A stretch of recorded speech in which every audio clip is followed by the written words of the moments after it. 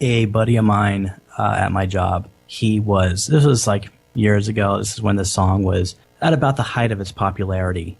He had a friend, and her name, let's call her Rachel, had died in an accident.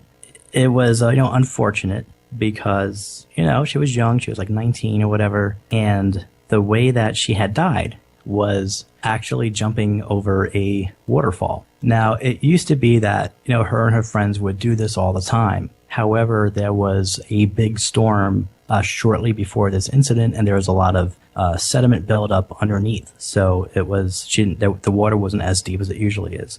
And so she had major head injury, and that's what led to her death. So anyway, he's at the wake. It's him and his friends. The girl's family is there, her friends are there and all that. And at this wake, they have someone who is, playing music. Sort of like a DJ, I guess, but, just different songs that her and her friends knew and whatever. And he starts playing Waterfalls.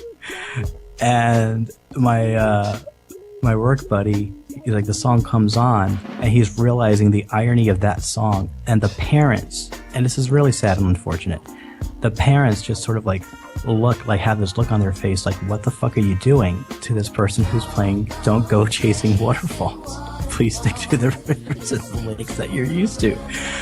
So my coworker friend is doing this thing where he is trying desperately not to laugh. And it's just one of those moments where you have to reach down deep within you and just bite your tongue and just try to think of anything else you possibly could, anything else.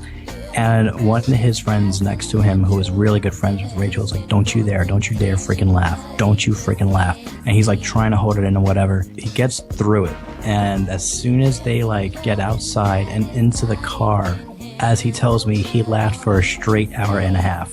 Straight.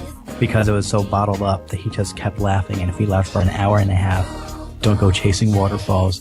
Please stick to the rivers and lakes that you're used to. So it's kind of like a cautionary tale, in a sense, when you think of it that way. It's thought it was metaphorical, but turns out it does have a literal use. So that's the story of Waterfalls.